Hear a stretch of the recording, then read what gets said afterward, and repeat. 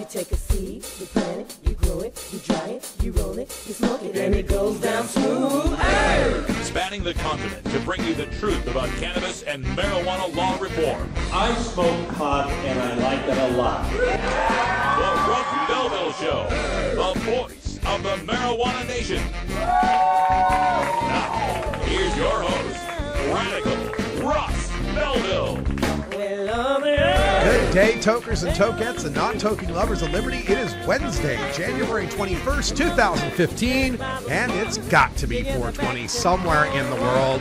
Thank you for being here on this Hemp Day Hump Day. That's right, every 2 weeks, in the middle of the week, we break it down in the world of industrial hemp, and today we've got a very special Hemp Day Hump Day presentation for you. First of all, joining us at half past the hour for his regular bi-weekly segment, we've got Doug Fine, the organic cowboy, author of Too High to Fail and Hemp Bound. He'll be joining us for the Hemp Day Hump Day update. And he says he's got 3 updates for us on what's happening in the world of industrial hemp. Also, stay tuned in Hour 2, Toker Talk Radio. He'll stay with us in the first 15 minutes of Hour 2 and take your live hemp questions at 971-533-7111, or you can join our chat room through Ustream and get your questions in that way. You can't find many more people on the planet with the knowledge of industrial hemp as Doug Fine. So join us at 4 o'clock Pacific time for those live question and answer period. All right. Also on today's Hemp Day Hump Day, this last Saturday, I got a chance to attend a demonstration from hemp-technologies.com. I encourage you to check them out, hemp-technologies. And Anndrea Hermann, who is one of the leading experts on industrial hemp. She's consulting with governments and companies. And Joy Beckerman Maher, a friend of mine from the Normal Women of Washington, who's also a Pacific Northwest hemp consultant. They put on this demonstration for Hempcrete, and we've talked about Hempcrete on the show, this amazing building material that's carbon negative and recyclable, and there's so many details about it. We're going to talk about it all day today, but at the end of the show, I've got a special video from the presentation. You'll get to see how to make Hempcrete. That's right, and you'll see me actually making some Hempcrete. I have my Hempcrete brick right here. And it's got some orange dye in it, and a pretty nice sized brick. You can see this about, I don't know, a foot or so by 2-3 inches thick, and still has some dampness to it. It's takes, months and months before it finally turns back into rock, but it's pretty amazing stuff. We'll tell you all about that, and you'll get to see that demonstration video coming up at the end of the show. Also on the show today, we've got a Behind the Headlines segment where the Washington Post took a look at the spectrum of marijuana legalization. It's not just legalize it or prohibit it. There is a whole range of options available. We'll compare and contrast many different countries and states' approaches to marijuana legalization and give you an idea how that spectrum lays out.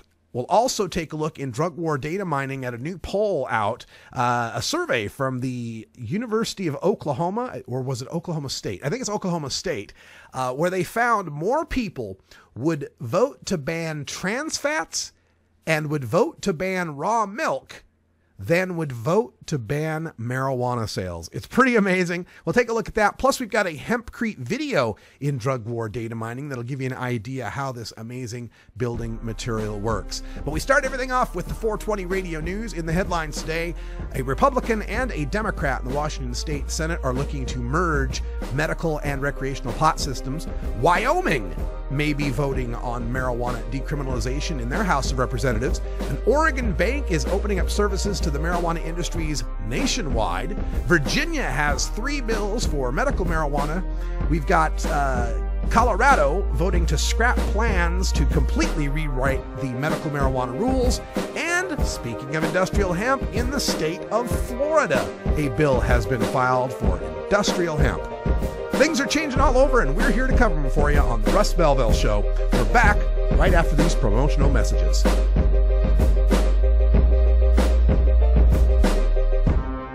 You're tuned into the Russ Belville Show, the voice of the marijuana nation. 420 Radio, the activist radio station. This is Radical Russ encouraging you to take a look at the Weed Blog every day. Johnny Green and the staff at the Weed Blog are on top of all the latest developments in the fight to end marijuana prohibition nationwide. You can even get the Weed Blog on your smartphone by installing the Weed Blog app for iPhone and Android. If it's about weed, it's on the Weed Blog, including my original writing. So don't delay. Read the Weed Blog today. Fun.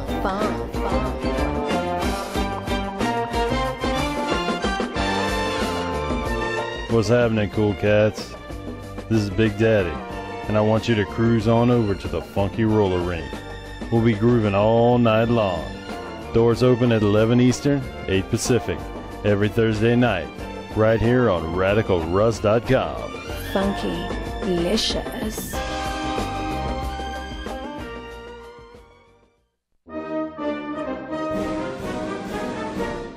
Sir, do you think there will or should come a time for us to discuss the possibility of legalization, regulation, and control of all drugs, thereby doing away with the violent criminal market as well as a major source of funding for international terrorism? Thank you so much for your time, Mr. President. Well, I think this is an entirely legitimate topic for debate. Name the time and place, Mr. President. Radical Russ has been prepping for this debate full-time since 2005. The Russ Belville Show.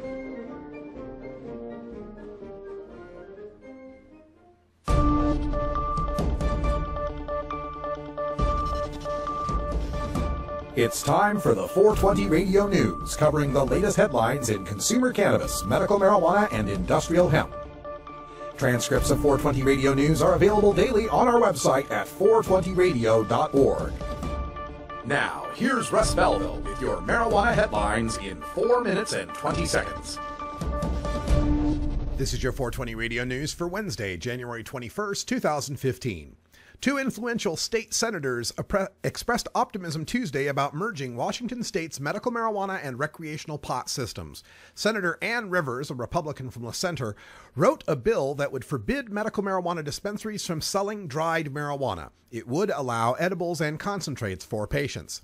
Senator Jean Cole Wells, a Democrat of Seattle, has proposed a bill that would create a single license for recreational shops, which then could get state designations to handle medical marijuana as well. Medical marijuana shops would be phased out, and the number of recreational shop licenses would dramatically increase to a yet-to-be-determined figure. Both bills would create a registry-style list of medical marijuana patients and providers. Under Cole Wells' plan, card-carrying medical marijuana patients would become exempt from the 25% state sales tax on pot. Both bills would phase out collective gardens, which currently produce pot for medical use. With Cole Wells' proposal, any adult 21 or older could grow up to 6 pot plants in his or her own home. Patients with appropriate medical waivers would be allowed to grow more. The Wyoming State House of Representatives Judiciary Committee voted 7-2 Tuesday to advance a bill that would decriminalize the possession of less than an ounce of marijuana. House Bill 29 will now advance to the full House for its consideration. Under the bill, someone carrying up to an ounce of marijuana would face a maximum fine of $500 for their first or second offense, and someone with up to half an ounce would face a maximum fine of $250 for their first or second offense. The state's current law sets a misdemeanor penalty of up to a year in jail and a $1,000 fine for possessing any amount that is less than 3 ounces. An Oregon bank is opening services to the marijuana industry in Colorado at a time when banks here are lurking mostly in the shadows. Bank, based outside Portland, is part of the growing number of financial institutions, mostly Washington-based credit unions, that are banking openly with marijuana businesses.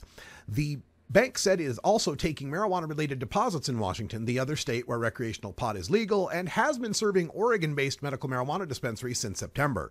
Bank won't have a physical office or employees in Colorado. Cash deposits are to be picked up by a contracted armored car service and brought to a Federal Reserve System bank, such as the one located in downtown Denver. Deposits are then credited to Bank's account and further credited to the account of the marijuana business. Push by parents of children with epilepsy to obtain medical marijuana in Virginia has resulted in 3 new bills in the General Assembly. Senator David W. Marsden wrote a bill which specifically legalizes both cannabidiol oil, known as CBD, and THCA oil with a doctor's recommendation. Medical marijuana has actually been legal in Virginia since 1979, except that it requires a valid prescription, and doctors cannot legally prescribe marijuana while it is federally restricted. But prosecutors do have a concern around the word recommendation as opposed to prescription, because it is not legally defined and regulated. Delegate David Albo's bill inserts the word epilepsy into the conditions for which medical marijuana may be recommended. The current law allows it only for cancer or glaucoma. Delegate Kenneth Plum's bill instead deletes cancer and glaucoma and would make medical marijuana available without specifying a condition, though it would still require a doctor's recommendation. A panel of state senators voted Tuesday to scrap most of Governor Hickenlooper's plans to change Colorado's rules regulating how medical marijuana is grown and sold. Governor Hickenlooper's administration wants to crack down on caregivers by requiring them to tell health authorities where they grow the pot, which only about 5% of Colorado's around 3,000 caregivers currently do. In Colorado, recreational marijuana must be tested for potency and contaminants before it is sold, but tests are optional in the medical market. The administration suggested making testing mandatory for medical pot. Patients agreed, but they complained that private citizens should be able to have their pot tested if they wish. Testing companies testified that the regulations prohibit them from accepting homegrown pot, leaving patients reliant on pricier marijuana from dispensaries. Florida State Representative Michelle Relwinkle-Vasalinda has introduced the Hemp Industry Development Act. The bill would allow cultivation of low-THC hemp to promote economic development and job growth in the state of Florida. Growers would be required to register with the state and submit a statement that the seeds contain low levels of THC. This has been your 420 Radio News for Wednesday, January 21st, 2015. I'm Russ Belville. 420 Radio, the home of marijuana experts. The Green Cross has been an amazing source of cannabis medicines for my pain management. Whether I need edibles or tinctures or topicals, I'm able to combine the 2 or 3 to give me really successful pain control. It's the delivery service that Green Cross provides is just incredible. You get your medicine and it's delivered by a person that you trust. Whether we come to you or you come to us, the Green Cross delivers. NORMAL stands for Responsible Adult Cannabis Use. If cannabis use is causing problems in your life, consider taking a break or seeking medical assistance. Consider ceasing cannabis use if you have a family history of mental illness. Don't drive or operate heavy machinery while impaired by cannabis use. Cannabis use is not without risks, even though the risks may be far less than those posed by legal drugs. The International Cannabis Business Conference is coming to the Hyatt Regency Hotel in San Francisco, California, February 15th and 16th, 2015. Don't miss this exclusive opportunity to hear from the experts on the future of marijuana commerce, including scientists like Dr. Carl Hart, Dr. Amanda Ryman, and Dr. Stanton Peel, policy experts like Ethan Nadelman from Drug Policy Alliance, Anthony Johnson from Oregon's legalization campaign, travel author Rick Steves from Washington's legalization campaign, and California legalization pioneer Dale Sky Jones. Business experts like Harborside Steve D'Angelo, ArcView Group's Troy Dayton, and UFCW union leader Dan Rush. Cannabis journalists like Ricardo Baca, Steve Bloom, and Doug Fine, and California Republican Congressman Dana Rohrabacher, plus many, many more. Tickets are on sale now at internationalcbc.com, but hurry, last year's conference in Portland, Oregon was a sellout. International Cannabis Business Conference, San Francisco, California, February 15th and 16th, internationalcbc.com.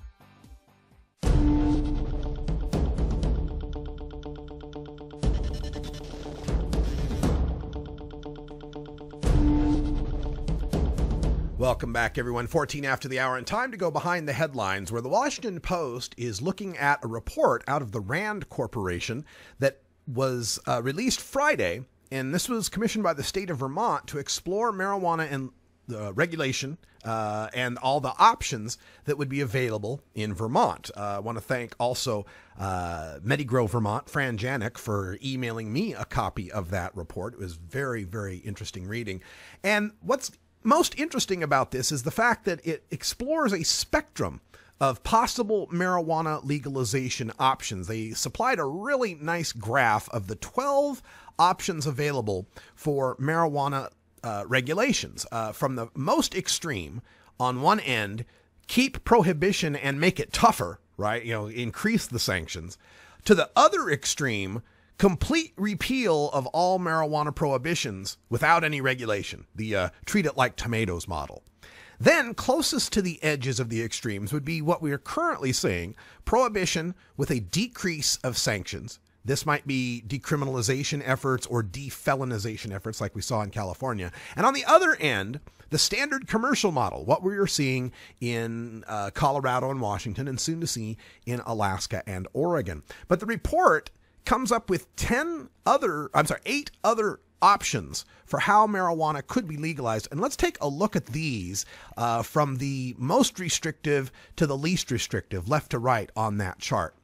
One option would be what's called the grow your own model. And in the grow your own model, the closest we could compare this to is Washington, D.C., where adults are allowed to possess marijuana. They're allowed to grow it, but that's it.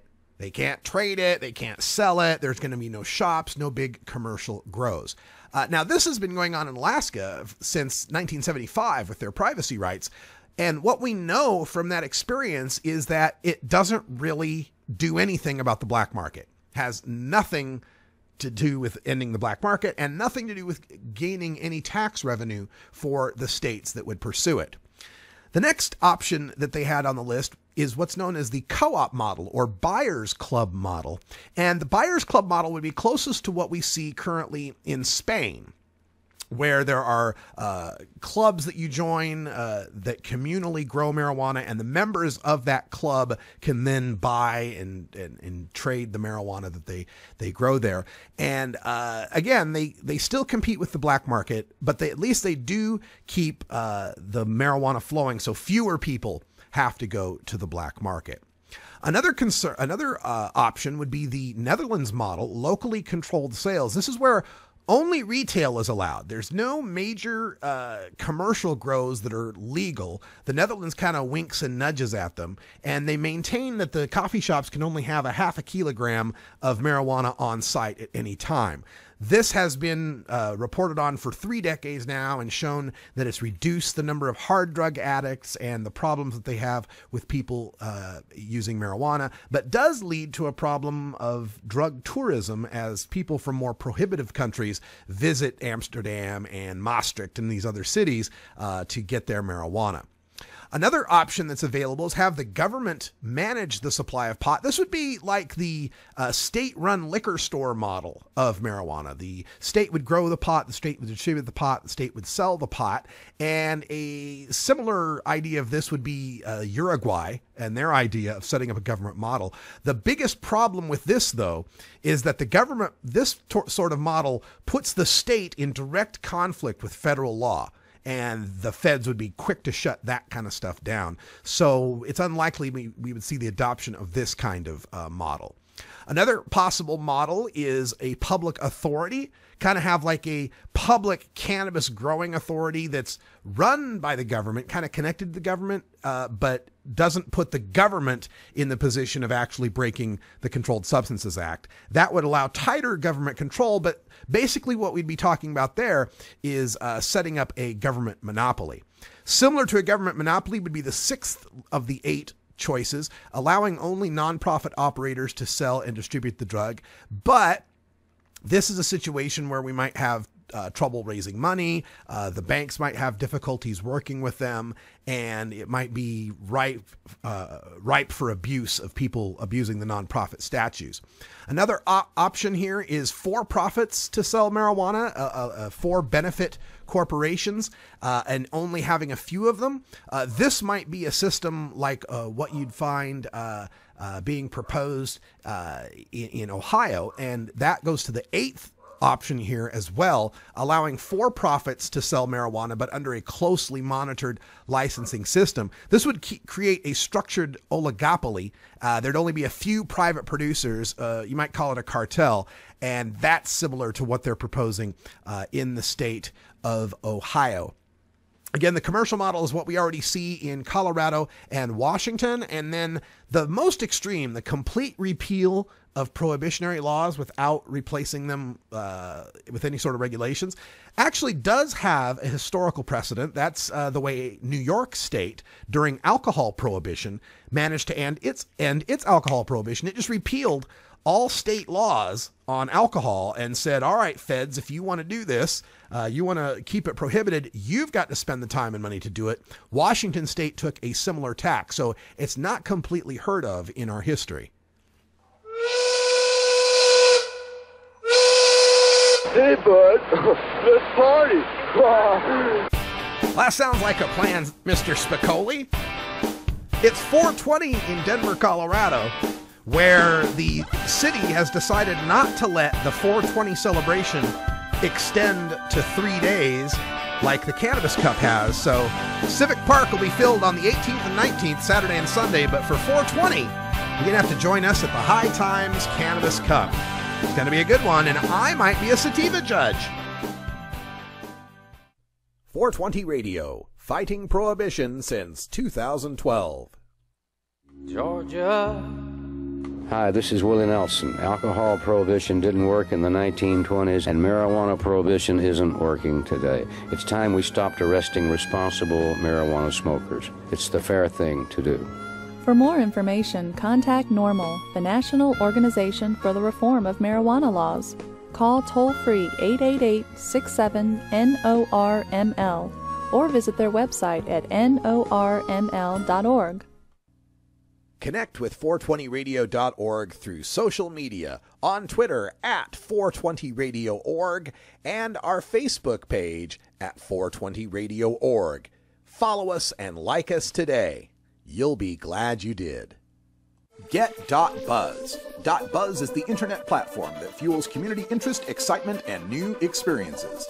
.Buzz is the premier online destination for internet users seeking the latest news on a variety of topics. .Buzz appeals to groups active in blogging, communications, journalism, advertising, and marketing. .Buzz offers registrants a stronger alternative to the shrinking namespace of existing top-level domain names, such as .com, .net, and .org. Get your name now at get.buzz. Arguing for the end of adult marijuana prohibition is easy because we have facts, science, reason, compassion, evidence, truth, and logic on our side. It is even easier when researchers catalog it all for us. Learn how to gather the facts on marijuana use, arrests, seizures, rehabs, drug tests, and more in this edition of Drug War Data Mining. All right, welcome back, everyone. 22 and a half after the hour, and in today's Drug War Data Mining, a quick look at a report that has come out from the, Oklahoma State University Department of Agricultural Economics. It's a report entitled The Foods Demand Survey, and it's dated from January 16th, 2015. Interesting survey, mostly on people's willingness to pay money and how much food expenditure they've had for typical grocery items, steak, chicken, hamburger, pork chops, those kind of things. Their willingness to pay, weekly income, consumer expectations, food issues, and so forth. But buried in this report on page 4 are something that they call ad hoc questions. 3 just kind of other types of questions they wanted to ask folks. And this one is very interesting. The first question asks, do you support or oppose the following government policies? And they list a whole bunch of these. And let me put these on the screen for you because it's quite interesting what got approved of here. In this Oklahoma State University report, they asked people whether or not they would support a mandatory country of origin label for meat. That got 86%. Should there be a requirement that school lunches contain 2 servings of fruit and vegetables? 84% support that. Should there be mandatory labels on foods produced with genetic engineering? 82% support. Mandatory labels on foods containing DNA? 80%.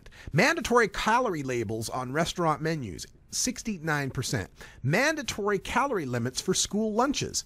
64%. So some interesting data there on people's attitudes towards some sorts of food issues, labeling and so forth.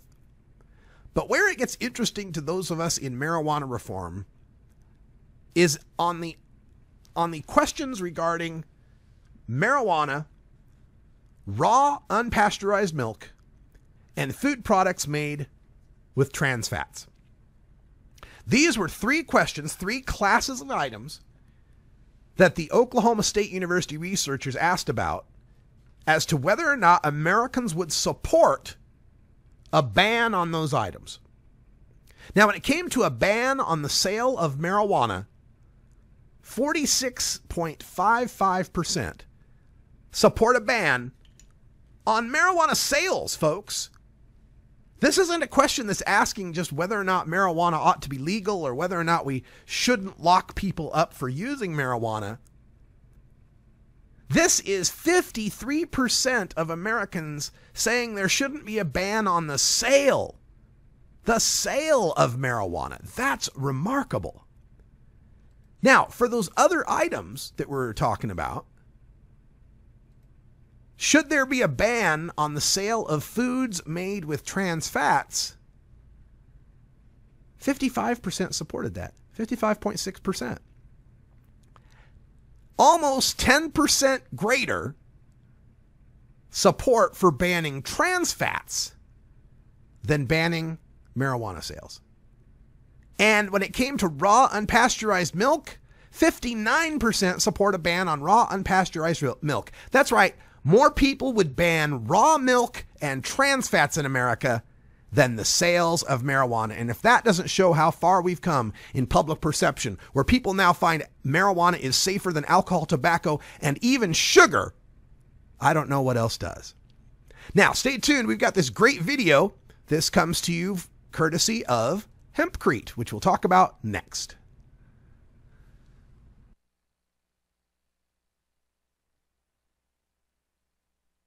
Hi, we created a little animation.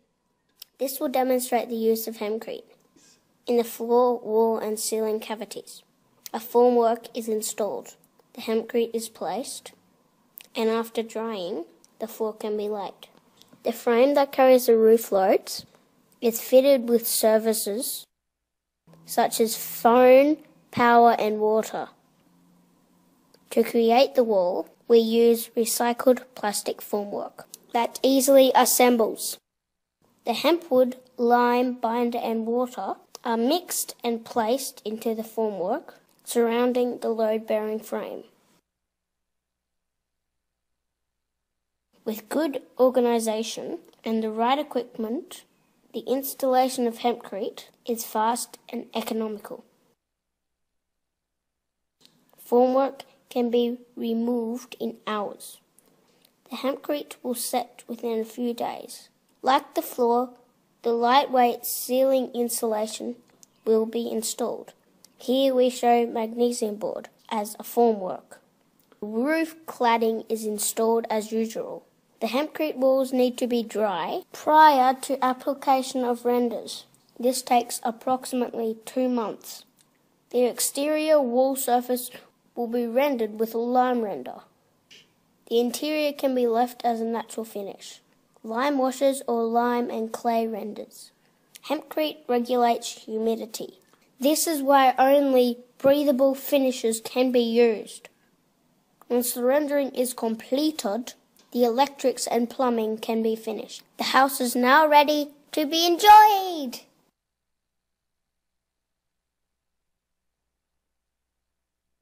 .420 Radio, your ticket to the Boston Freedom Rally. Growing plants indoors can be a rewarding hobby, but electricity bills can go through the roof. Then you have to cool down all those big hot lights. It can drive a grower insane. With Lush LED lighting, you can solve many of these issues and double your rewards. Matt and his scientists have developed the perfect light for flowering plants with far less cost and heat. And the results? Very effective. Check out LushLEDlighting.com right now. Despite strong public support for medical cannabis, decriminalization, and legalization in Georgia, the state spends $121 million every year to arrest, prosecute, and imprison Georgians for simple possession. Each year, the state of Georgia spends less on driver services, agriculture, and forestry combined. What else can $121 million a year do in Georgia? With that much money, the state could hire and keep 3,000 more teachers, improve roads and bridges, provide tax relief for small businesses, repair aging sewage systems, or lower taxes. But right now, that's millions of dollars of your tax money wasted on failed enforcement. Tell your representative you're tired of wasteful spending and ask them to end cannabis prohibition. Join the conversation at www.peachtreenormal.org. Peachtree Normal is a proud affiliate of NORML, the National Organization for the Reform of Marijuana Laws.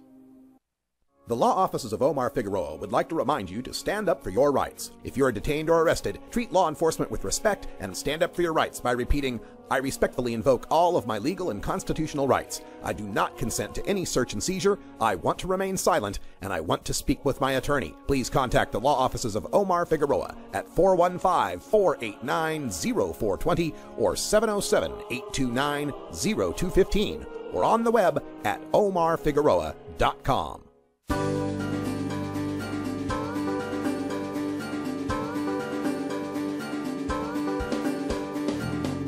Marijuana legalization also ushers in the return of the American hemp industry. Get the latest news from the author of Hempbound and Too High to Fail, Doug Fine, in our Hemp Day Hump Day update. Welcome back, everyone. 31 after the hour, and today we've got quite a Hemp Day Hump Day for you. Joining us on the telephone from his goat ranch in New Mexico, Doug Fine's on the line. How you doing, Doug?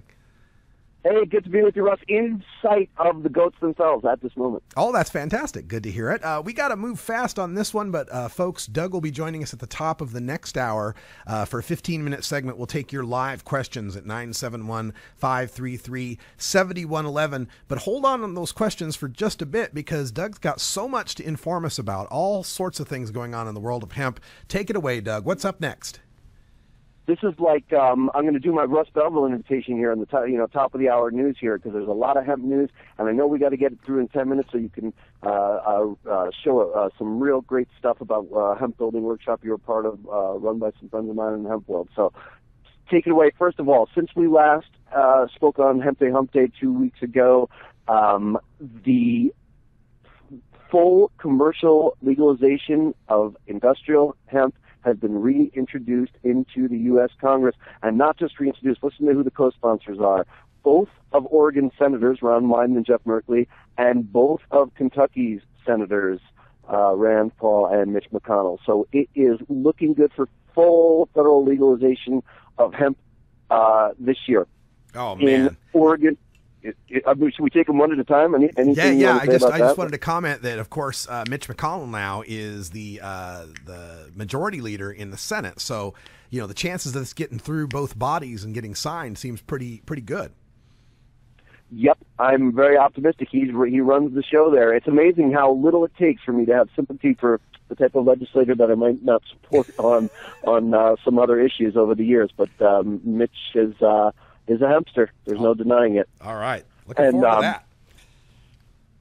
In state news, Oregon, it was in the top of the headlines this week, not just because of its great federal delegation, but the Oregon Department of Agriculture held hearings at which I testified on the regulations that are, they say, going to be issued on February 2nd. So Oregon farmers that are interested in that, keep your eyes open, because February 2nd is when you can start applying to be a federally and state legal farmer in Oregon, and I hope to be part of one of those applications. I hope to be a hemp farmer in Oregon this year. Yeah, and there's a bill at the Oregon legislature as well that would remove the requirement of getting state permission to grow hemp. You could just plant seeds. Any news on that one?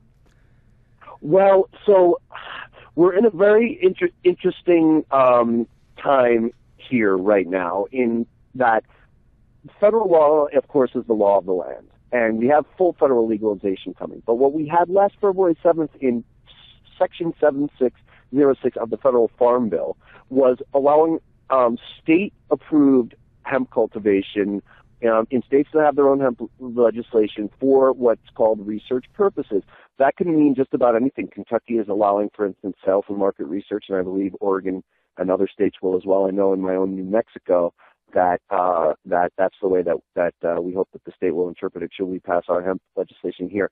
So if Oregonians want to be in sync with federal law, they do have to go through this little song and dance, hopefully just for one more year, getting DEA stamps that the Department of Agriculture will help them achieve once they're approved by the state program. So that's where it's at now. One fix that the Oregon legislature intends to make, and I don't know if this is what you were referring to, Russ, is there's a mistake in Oregon's hemp legislation, an unintentional, let us hope, unintentional omission of the number one application that's $1 billion industry in Canada this year, and that is the industry coming from the nutritive seed oil and related byproducts from hemp. That's excluded under Oregon's law. So the fix that has to happen in the Oregon legislature this session is making sure that's allowed. And I testified to that degree, to that argument, and that is actually testimony with taped, is up on YouTube if folks look for it. But I think it will be. From speaking to the state legislature, they're working on it, and hopefully they will fix that.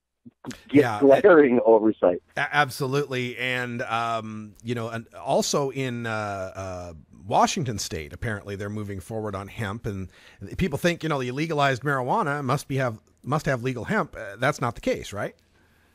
That's right. It was also just a mistake. They had plenty of support for their hemp legislation last year, but they were one of the states like Oregon that had very short sessions, and things just don't all get done. And the legislation didn't get done last year, and thank God it got done this year. My native state, of New York, governor has signed hemp legislation since we last spoke. That's big news.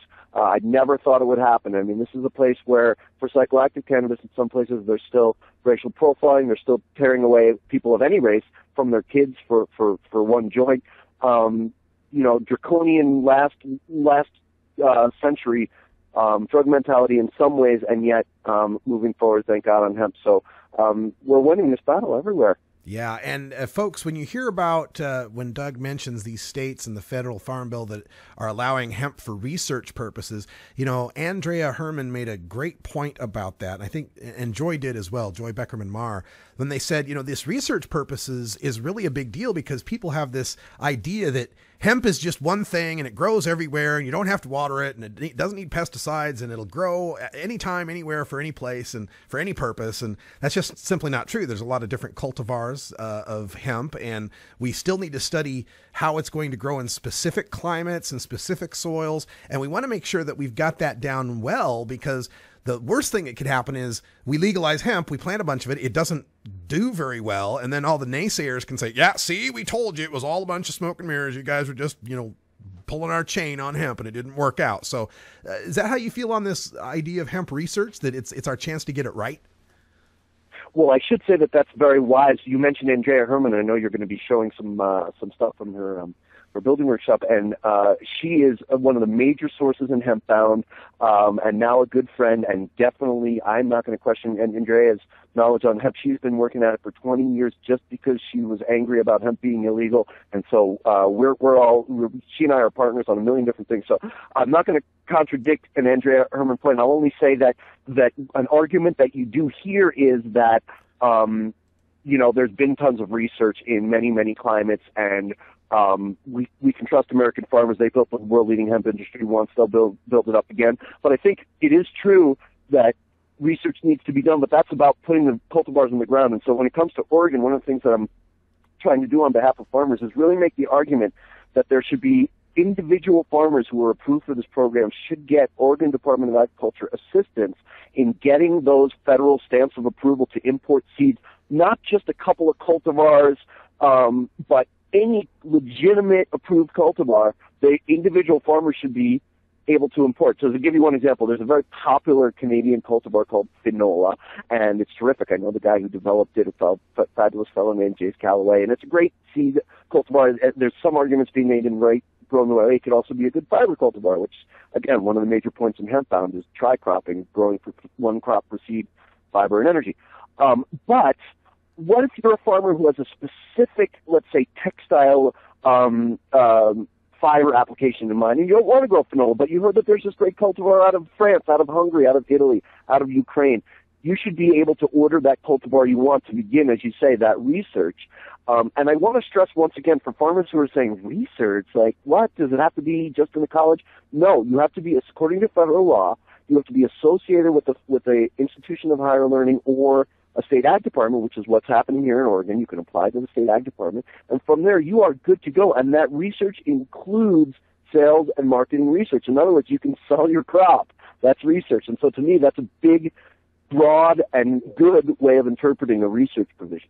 All right, fantastic. We're speaking with Doug Fine for our Hemp Day Hump Day. Get your questions ready for hour 2, 4 o'clock, top of the hour. We'll take live questions on industrial hemp, but we got about a minute and a half left here. Any other hemp updates we need? I would just say to listeners to please be sure, everybody, even if you think psychoactive cannabis is your main thing, which we all know that part of the plant is important and terrific too, but on the hemp side, please call your congressperson and both senators and say you support the Industrial Hemp Farming Act of 2015, and you're going to vote on it, because we got to get this hemp prohibition done with once and for all. You know, I reported earlier today, too, that there was an industrial hemp bill that just dropped in Florida. It looks like this has taken place all across the United States as more people realize that we're not talking about psychoactive marijuana. We're talking about a building material, industrial material. Real quick, we did have a question from the chat room that maybe you can give us an answer to, is how soon do you think before we have hemp-powered vehicles roaming our streets? That's a terrific question. In Hempbound, I did take a hemp-powered limo ride, and the limo owned by none other than former Philippine dictator Ferdinand Marcos, and it works. It's a terrific biofuel. The issue is producing a seed cultivar that starts right out producing an oil of the viscosity that makes it easy to produce for biofuels. So I'm all for that. But when it comes to energy, my number one vote for the first hemp energy application is using waste biomass to provide energy at the power plant via gasification. It'll come at the gas pump later. And if you want to be that American farmer that develops that cultivar, as Peter Tosh says, I will advertise it. All right. Doug Fine, author of Too High to Fail and Hempbound, a couple of great books you need to get your hands on. Thanks so much. We'll talk to you again at the top of the hour. I look forward to watching this Hempcrete workshop video. All right.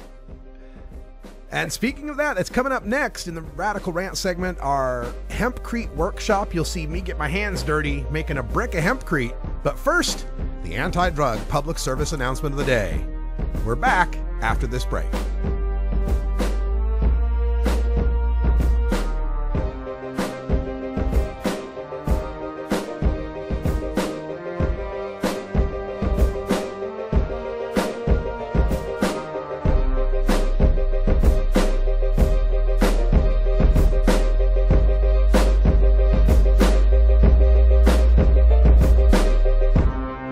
You're tuned into the Russ Belville Show, the voice of the marijuana nation.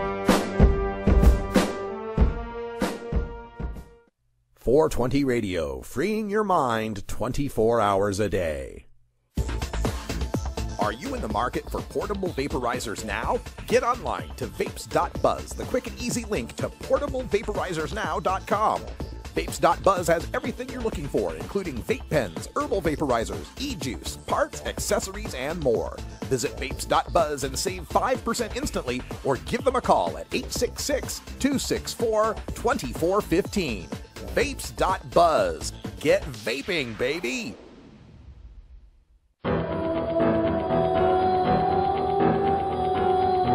In the interest of fair and balanced journalism, the Russ Belville Show presents the anti-drug public service announcement of the day.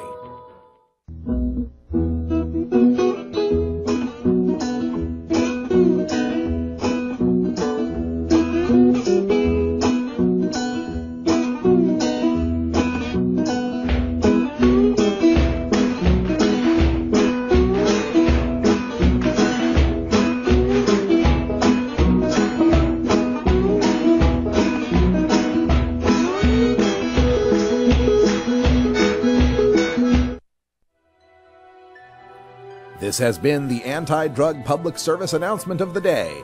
To cure this sort of reefer madness, listen to the Russ Belville Show every weekday on 420radio.org.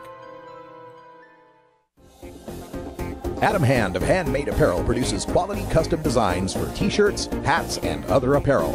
Handmade Apparel is the official design shop for 420 Radio, among many clients who rely on Adam Hand for everything from short-run custom projects to full-run clothing lines. Visit handmadeapparel.biz to browse the selection of handmade gear or to get a personal quote for your own designs. Handmade Apparel, a proud supporter of 420radio.org.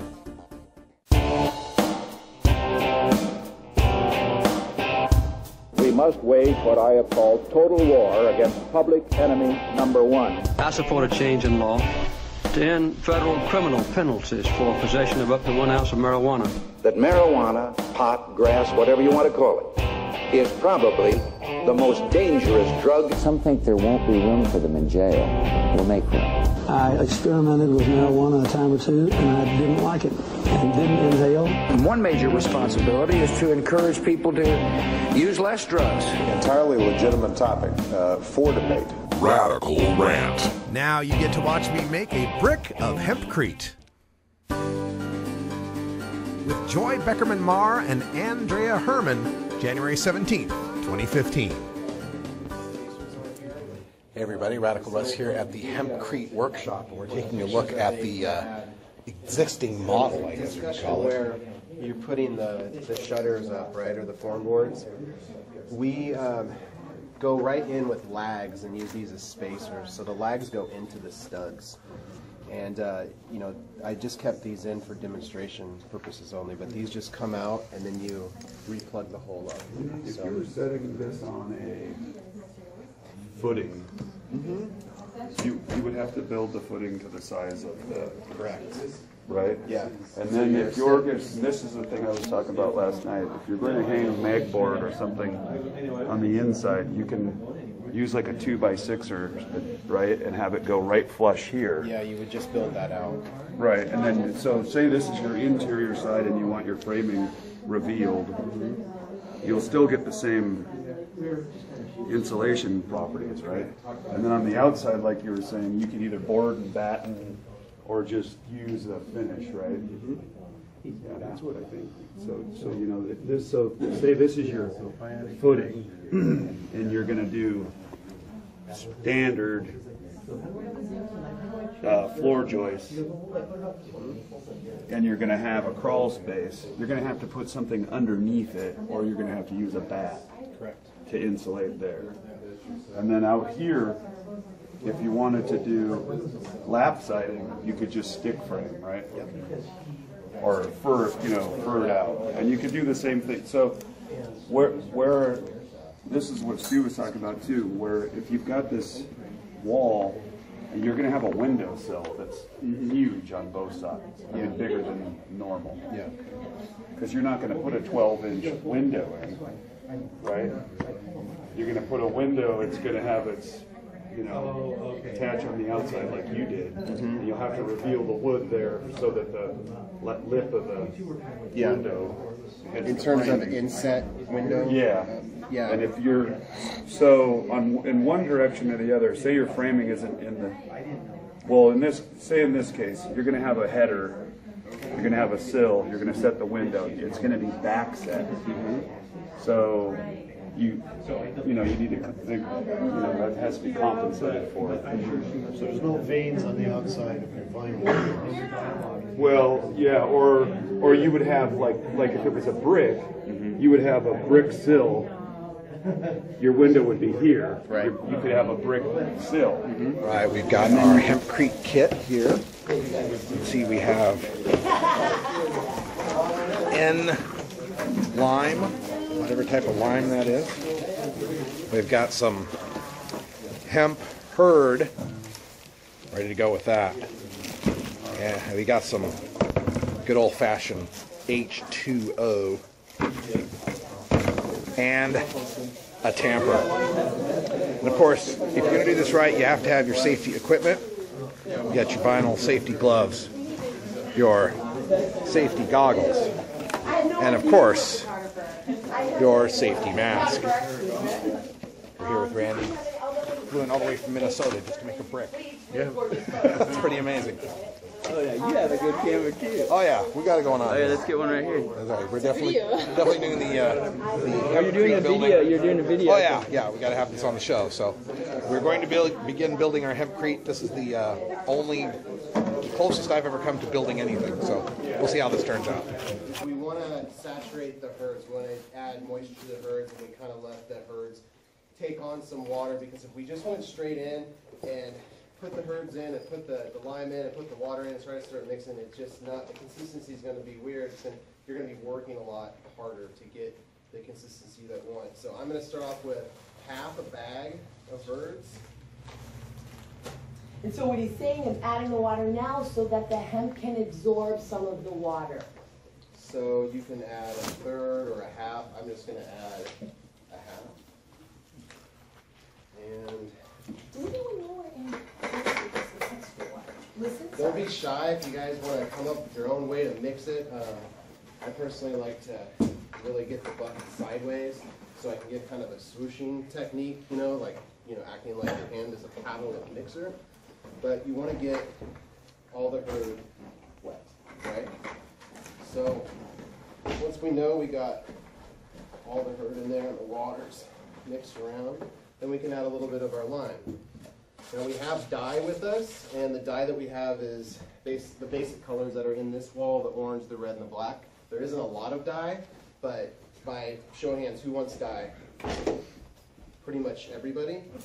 So what we'll do is we'll go around, and it will either be me or Doug, and before you guys put your lime in your mix, we'll come around and we can just put the dye directly into the bag, and then you'll just kind of move the bag around like this, and that'll mix that dye in there. Did you see that, what he's breathing in right now? Yeah. Sorry. I have one right here. Okay, cool. It's below, but see how bad? So you'll want to mix that dye around, and then you can put you'll want to introduce a little bit of your lime. So I'm going to, for the sake of material, I'm just not going to use dye. So he's using half his bag. We're doing half at a time here, guys, and that's how you're going to want to mix it. Again, because we're hand mixing. If we were paddle mixing, that wouldn't be necessary. But look at that lime go. I'm going to have to dust everything after we do. I'm going to have to dust. You know that it's going into your lungs because it's sweet. So what's in the body? Yeah, what's in this? NHL5, natural hydraulic lime, type N hydrated lime, and there may be another additive of some type. Maybe there's some gypsum or something, but for the most part, it is almost entirely NHL5 and type N lime if there's anything else in it. Does it have that French name that you said? What, honey? That French name? Yeah. Bati Champa. And that'll be in the PowerPoint that you'll get viewing access to. At the end shows all of those different products that work great, and there's one for body with the website. And that's what this is. Yes, Body Champa. That's what we're using today. So notice too, and he's digging, you guys, in the bottom, like as if you were making brownie batter, you would dig right to the corners of that bowl. You would make sure that your flour was mixed in. Yeah, the lime is going to want to travel to the bottom in some cases and kind of get caked in the bottom. So yeah, just like you're making pancakes or whatever. I'm going to just go ahead and introduce the rest of the herd and the rest of the water. So you'll immediately get, obviously there's more material, so it's going to be a little bit harder to churn. So you'll really want to get in there and just kind of work it out. For the sake of time, I brought my margin shawl with me. Because he knew that you would all be waiting on him while he was describing this to you. And if you want to go to the floor and it's easier for you, there's Oh, I was wondering about that. Another thing I just want to quickly tell you is that when you do mix at home, Doug and I make, experiment with batches. We have like a big blue tub we got at the Home Depot and one of these really powerful handheld drills. This one is not as great. This one we like here. This one's cool. And and you're literally like, I get bruises all up and down my leg because it gets really but you handle that, man. You're one with the creep. So I roughly have a half a bag of lime left. You can introduce it. You can split this into quarters and like there, mix it up.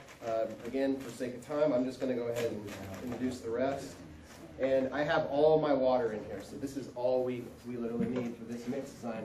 And if for some reason, and it's bizarre, every now and again, who knows why, it may be that Matt goes around and just checks to make sure he will have some extra water with him. And if he looks and determines that you need more water, he will tell you why, and he'll have some more water.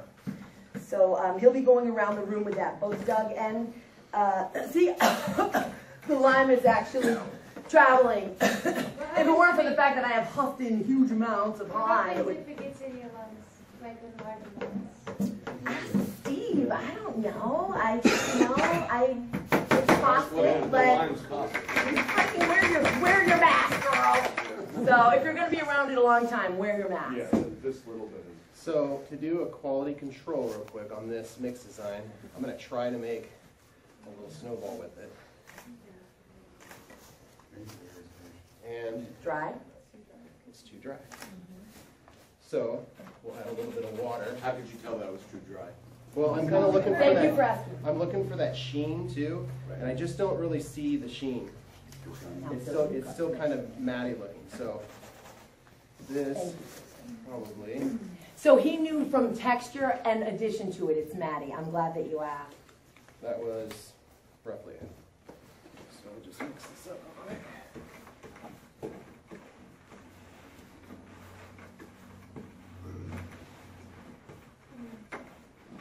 So whatever you do, guys, we just don't want you putting it into your molds until you sort of have the matte approval. Can you imagine if you brought it home, you guys, and it didn't set after all this? We do not want you to have that experience. They're liars. Yes, it doesn't work. It's full of crap.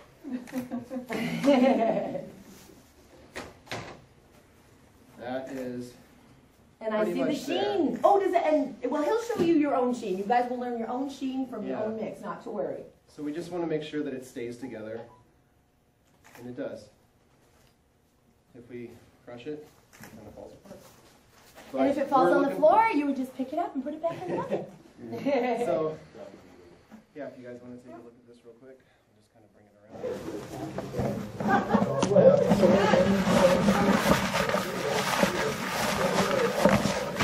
around. So we got some dye now, orange dye.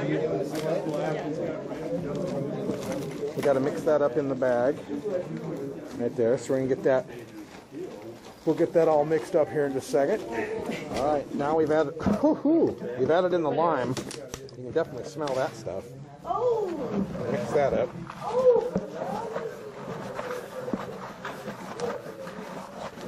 All right, we finished the mixing portion of the program. We have created our Hempcrete ball.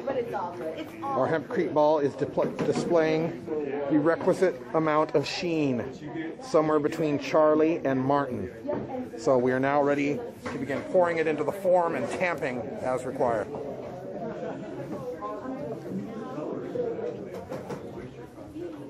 We've been judged to have the proper level of sheen. Let's start pouring. Yeah. Can you go grab it in more binder is coming.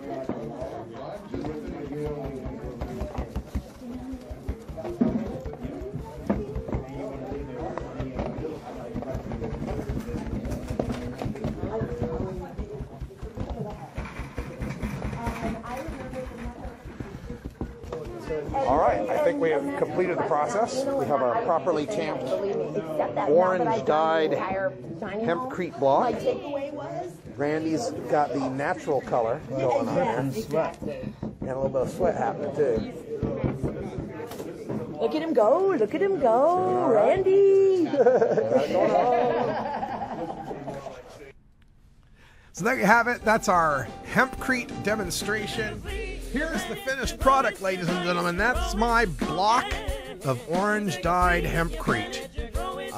It's not too heavy, obviously. I'm able to hold it here out at arm's length without much effort. Maybe it weighs, I don't know, 5 pounds, 7 pounds, not much to it.